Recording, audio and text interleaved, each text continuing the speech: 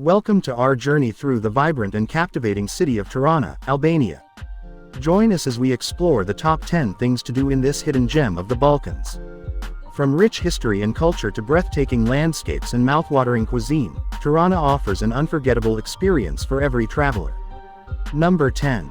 Tanner's Bridge. This minor attraction is from the 1700s and is a fascinating fragment of Tirana's Ottoman history, giving an impression of how the city went about its business in the years after its foundation.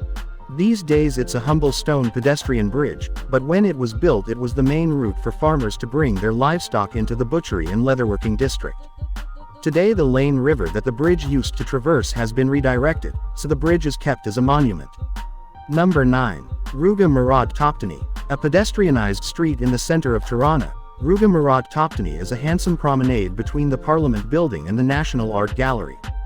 The name of this popular artery comes from the Totoni family, who held sway in Ottoman Albania from the 1700s right up to the Second World War. The street is especially grand in summer when the twin rows of plane trees offer shade from the sun. Along the route you can admire some of the city's old fortifications, dating to the time when the Toptanis vied for control of Tirana with other powerful local families. Number 8. Clock Tower. One of the city's most photographed landmarks, especially when it's illuminated at night, the clock tower goes back to 1822 when it was completed by the court poet Haji Edaham Bey. You can scale the tower's narrow spiral staircase free of charge and take in the lovely vistas of Tirana's city center. One of the curious features of the tower is its clock, which has been altered several times in building's history.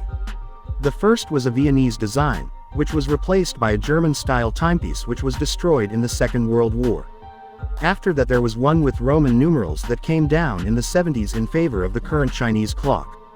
Number 7. Grand Park. Just south of the prestigious Bloku district is Tirana's Grand Park, which is the city center's top spot for fresh air and a bit of exercise. It covers 230 hectares and encloses a large artificial lake. Famously, the presidential palace can be found here, which was originally designated as a residence for King Zog I, but was completed just a few years before communism. There are also tombs to several Albanian national heroes in the park, among them politicians, writers and philosophers. Throughout the year you can find people fishing on the lakeshore, which indicates the improving water quality, while outdoor swimming is available in summer. Number 6. Edaham Mosque. This place of worship was completed in the early 19th century and is one of the city's top landmarks. At the fall of communism it was the site of one of the most remarkable events in Tirana's recent history, when on the 10th of January 1991 10,000 people gathered to practice their religion, against the decree of the authorities who had banned Islam for almost half a century. In the end there was no police interference and the event marked a turning for religious freedom in Albania.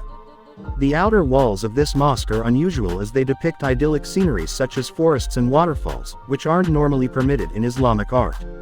Number 5. Dajti Mountain National Park. In Europe it's unusual to find a national park right on the doorstep of a capital city, so don't pass up the chance to venture out further into the mountain range that forms Tirana's eastern boundary.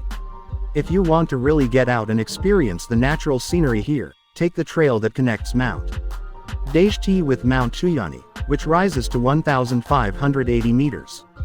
This peak is the highest in the park and can be scaled on foot if you're a regular hiker. The view from the top is what the effort is for, not least because it includes the vast water reservoir, Lake Bovila. Number 4. National Historical Museum. One thing's for sure, Tirana and Albania have a very complicated past. So if you need a point of entry, this is the place to get some context. The museum is organized by pavilions, each covering a different period in the region's history, from ancient times up to the 21st century.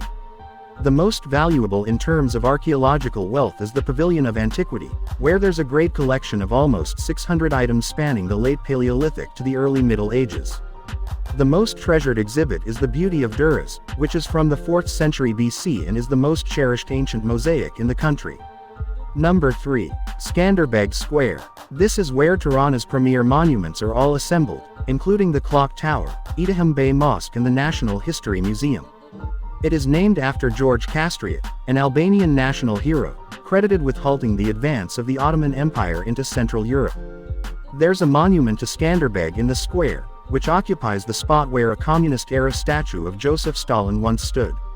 The architecture surrounding the square is neo-Renaissance, and there's a large lawn with flower beds to round off the stately atmosphere. Number 2. Dejti Express. This cable car is a fun family day out and a superb introduction to the city, taking you up by gondola to the dramatic mountain on Tirana's eastern edge. The cable car spans a kilometer, making it the longest in the Balkans, and rises more than 800 meters up the mountainside. The journey will take about 15 minutes, and at the top there's a tourism complex with restaurants and hotels. Of course, the view over the city will be memorable, but there are also year-round activities on the table, including trekking and horseback riding in summer, and skiing in winter. Number 1. Pyramida. It might seem strange to start with a derelict building, but the Pyramida is unique. It's an unforgettable and culturally significant building from 1987, completed not long before the fall of communism. It was intended as a museum to honor the country's despotic dictator Enver Hoxha, who ruled from 1944–85, but naturally these plans were torn up after 1990. Now it's at the crux of a debate on how to deal with the period after the Second World War, when Albania suffered 45 years of isolation. Some want to see it restored as a monument to that period, while others want it torn down. In the meantime, it remains unused, except by graffiti artists and skaters. Don't forget to like, share, and subscribe to our channel for more exciting travel content from around the world.